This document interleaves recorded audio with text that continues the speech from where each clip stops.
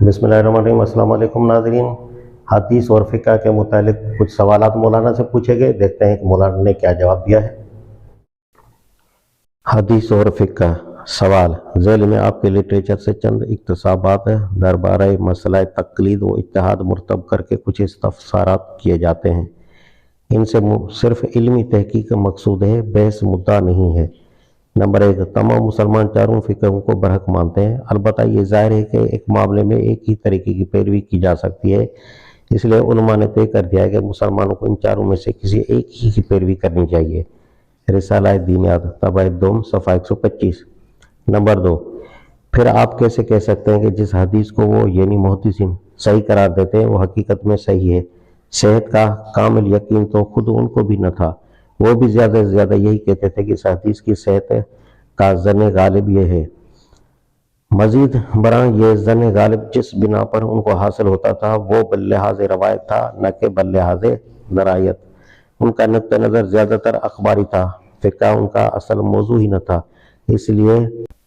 इसलिए फ़क़ीहाना नुक्ता नज़र से अहादीस के मुतल्लिक़ राय कायम करने में वो फ़ुक़हाए मुज्तहिदीन की बनिस्बत कमज़ोर थे। बस उनके जायज़ कमाल का एतराफ़ करते हुए ये मानना पड़ेगा कि अहादीस के मुतल्लिक़ जो कुछ भी तहक़ीक़ात उन्होंने की है उसमें दो तरह की कमज़ोरियाँ मौजूद हैं, एक बल्लिहाज़ असरात, दूसरे बल्लिहाज़ तफ़क़ा, तफ़हीमात, मज़मून, मसलक, एतदाल। नंबर 3, और इस बात का कभी इम्कान था कि रजाल के मुतल्लिक़ अच्छी या बुरी राय कायम करने में मुहद्दिसीन के अपने जज्बात का भी किसी हद तक दखल हो जाए। तर्जुमा कुरान जिल्द 10 अदद सफ़ा 110। नंबर 4, रहा फ़क़ीहाना नुक्ता नज़र तो वो उनके मौजू ख़ास से एक हद तक गैर मुतल्लिक़ था, इसलिए अक्सर वो उनकी निगाहों से ओझल हो जाता था।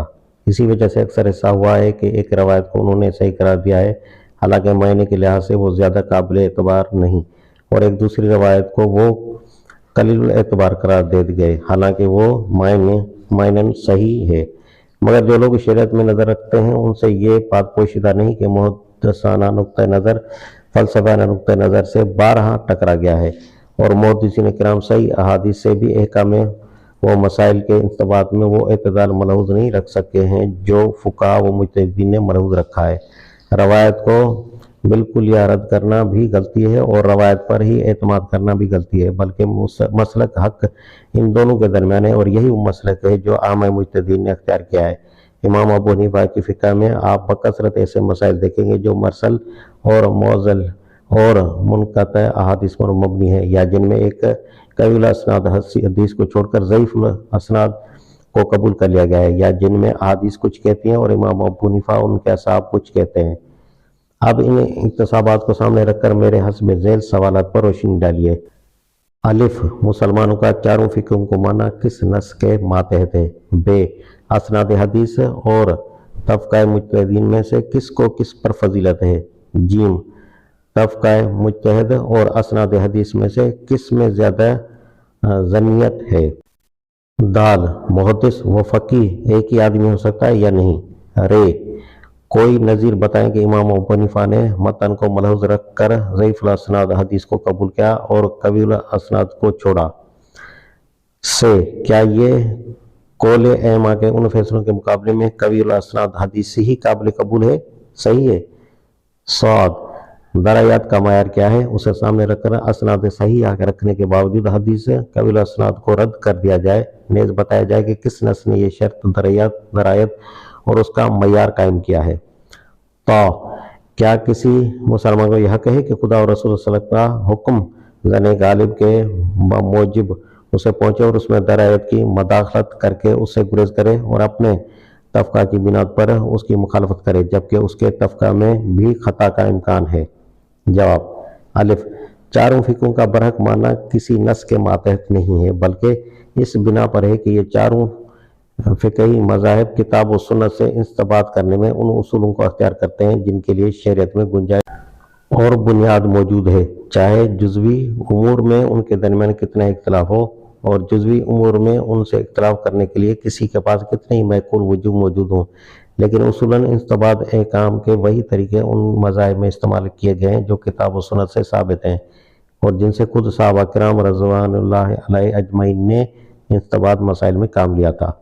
बे, असनाद हदीस और तफका मुजतहद में से किसी को किसी पर मतलकन तफूक नहीं दिया जा सकता। असनाद हदीस इस बात की एक शहादत है कि जो रवायत नबी सल्लल्लाहु अलैहि वसल्लम से हमको पहुँच रही है वो कहाँ तक काबिल एतबार है, और तफका मुजतहद एक ऐसे शख्स की फैसला कुन राय है जो किताब सुन्नत में गहरी बसीरत रखने के बाद एक रिपोर्ट के मुतालिक अंदाज़ा करता है कि वो कहाँ तक काबिल कबूल है और कहाँ तक नहीं, या इस रिपोर्ट से जो मायनी अक्स होते हैं वो निज़ामी शरीयत में कहाँ तक नस्ब हो सकते हैं और कहाँ तक गैर मुतनासिब साबित होते हैं। ये दोनों चीज़ें अपनी अपनी अलग अलग हैसियत रखती हैं। जिस तरह अदालत में शहादतें और जज का फैसला दोनों की अलग हैसियत है, यानी न मुतलकन ये कहा जा सकता है कि जज का फैसला शहादतों पर बहरहाल मुकदम है, और न यही कहा जा सकता है कि शहादतें ज़रूर जज के फैसले पर मुकदम होती हैं।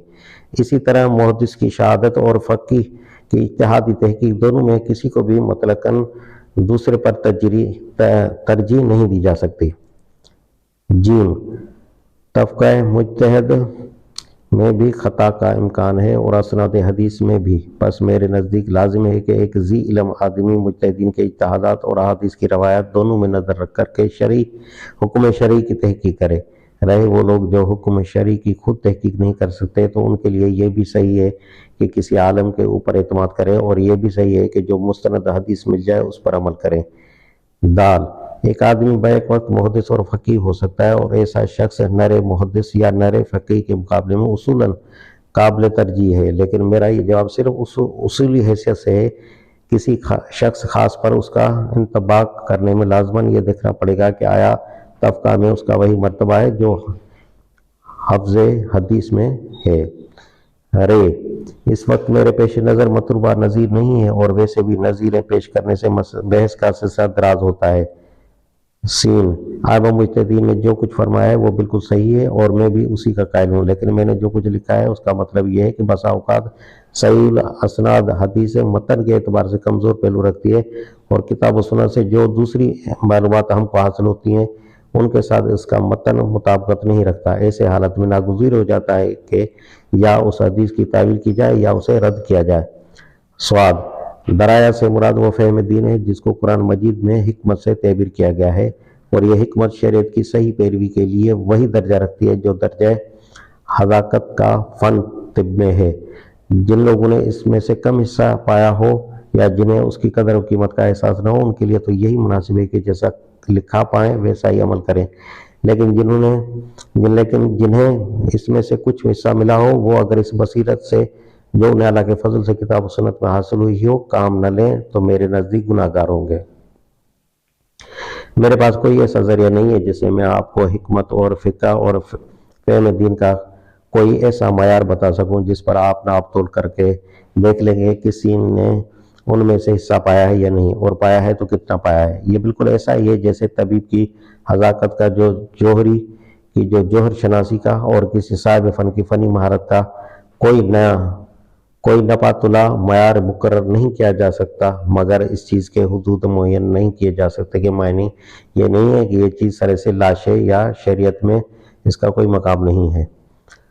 तो इस सवाल का जवाब ऊपर के जवाब में ज़म है। सिर्फ इतना और कह सकता हूँ कि बिलाशुबा दरायात के इस्तेमाल में ख़ता का इम्कान है, लेकिन ऐसा इम्कान किसी हदीस को सही और किसी को ज़ईफ़ और किसी को मौज़ू करार देने में भी है। अगर कोई मुसलमान दरायात के इस्तेमाल में गलती करके मुजरिम हो जाता है, तो वो अहादीस के मर्तबे का तयन करने में गलती करके भी वैसा ही मुजरिम होगा। हालांकि शरीयत इंसान की इस्तिदाद और उसके मुमकिनात की हद तक ही बात डालती है और उसी हद तक उसे मसऊल करार देती है।